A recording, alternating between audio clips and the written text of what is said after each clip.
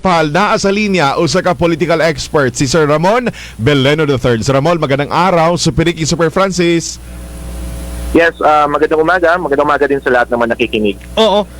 Ako sir na-surprise ko sir no kay 2010 doon na naman dahil kanang gipagawas nga memorandum ang Department of Interior and Local Government katong Circular 2010-0101 no nga nagkayo nga bawal ang katong pagbutang sa mga pangalan, initial, hulagway sa mga government official elected man or appointed no sa mga billboards, signages, labi na sa mga proyekto o propiedad no sa to ang gobyerno. Pero santo si sir bisag since 2010 daghang gyud tong makita no gani mismo ang mga politician pay manguna sa kaning mga distribution sa mga hinabog ayuda diya karon sa publiko. Yeah. Actually, it's a very problematic no.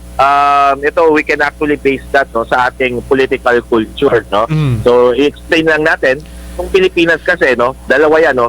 Ang ating politika kasi is patronage driven. So ibig sabihin kailangan na may makukuha tayo sa mga politiko. Kaya ito yung patron-client relationship, di ba?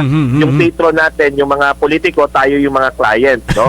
So yung ating politika po is patronage driven and personality based.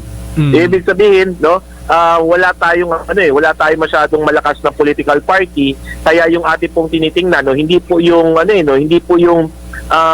prinsipyo, hindi po yung programa no ng ating mga political party, but rather on personality, di ba? Kaya yung ating mga politiko sumasayaw, nagbubudot, di ba?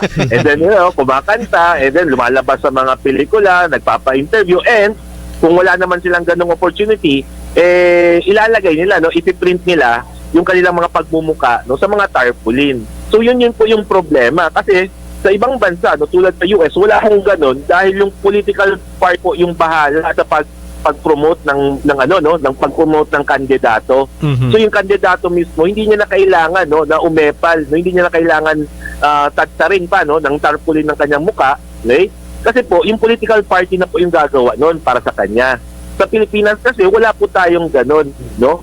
Kaya nangyari sa atin, talagang kailangan na may makukuha tayo sa mga politiko, okay? Either directly or indirectly. So kung indirectly naman yan, kailangan naman no, na alam natin na galing sa kanila. Kaya po sila umiepal. Kaya hindi po talaga maiwasan na maglagay sila ng kanilang mga pagmumuka sa mga project. Sir Ramon, naaba kay concern aning sa timing nga mga bagong pronouncement ni DILG Secretary Remulla granting ba nga sa nakalabay nga eleksyon na amanda ini nga polisiya na ay polisiya pod si COMELEC, pero sa nakalabay nga mga campaign period sir last year makita man nimo nga daghang gyapon mga politiko ang mga nagpahimulos sa mga government properties and projects, ilabi na sa kanang release no sa mga ayuda ug uban pa. Yeah, actually ang problema kasi no, it's not really the lack of law or the lack of policy. Kasi ang ginagawa nila, gawa ng policy. Ang talagang problema natin is the lack of implementation. Diba? Kasi after nila ilabas ang policy, may naparusahan ba? May nakulong ba? May na-disqualify ba? Correct. Diba? So walang kwenta po na gawa ng policy, gawa ng memorandum, pirma tayo ng batas dito, pirma tayo ng batas doon. But at the end of the day, hindi naman natin ini-implement. Bakit?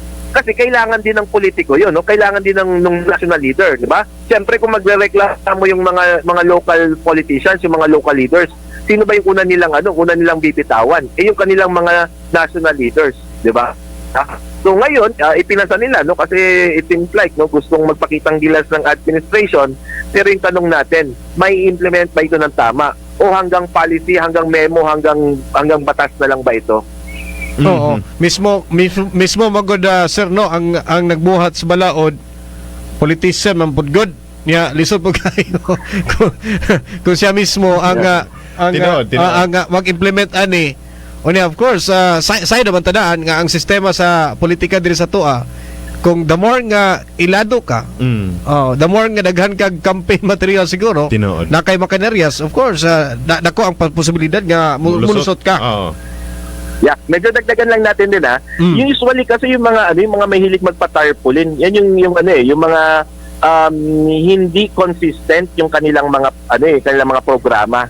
Kumbaga, yan po yung mga unprogrammatic yung kanilang mga policy. Kasi if you notice po, may mga LGU po tayo na na consistent, no? Like for example, no, sa Davao hindi na kailangan yung mukha kasi alam na nila. 'Di ba? Consistent kasi yung local government. Sa Marikina, ganun din, no? Sa Pasig, ganun din. Sa Naga, no? Ganun din, no? Hindi na kailangan yung mga pagmumukha ng mga politiko because alam na ng mga tao kung kanino galing yung mga project, 'di ba? Kasi consistent yung kanilang mga leader.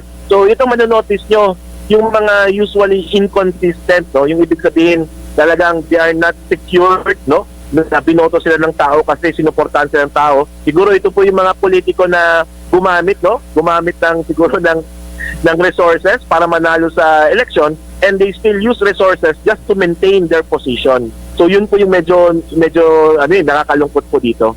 Oo. Last na lang sir, nga pangutana na mo kay pangutana pa naman ni sa katawhan, no? Matuman ba kaha sa mga politiko nga dili maglabot-labot sa mga programa ug proyekto sa gobyerno kung gitaw na tong anti-ipal campaign? Yeah, kung titingnan natin, no, kung bibiglayin nila ito, no, sa tingin ko hindi pa kaagad ito mai-implement, no. Unang-una is that kailangan na muna natin ng sample. 'Di ba? Kailangan may masampulan ito. Kailangan may mapanagot na muna. Otherwise, ang sasabihin na lang ng mga ng mga politiko natin, discrimination to, no. This is political persecution. Pinipili nyo lang kung sino yung gusto nyong parusahan. So unang-una, no, patunayan na muna, no, na this will be implemented fairly and equally regardless, no, of your political affiliation. Alright. In that note, Sir Ramon Bilino, sir, salamat kay sir ha, sa mga oras kanunay sa GMA Super Radio Davao. Salamat, Sir Ramon. Okay, maraming salamat, Papar. God bless and stay safe pa tayo lahat.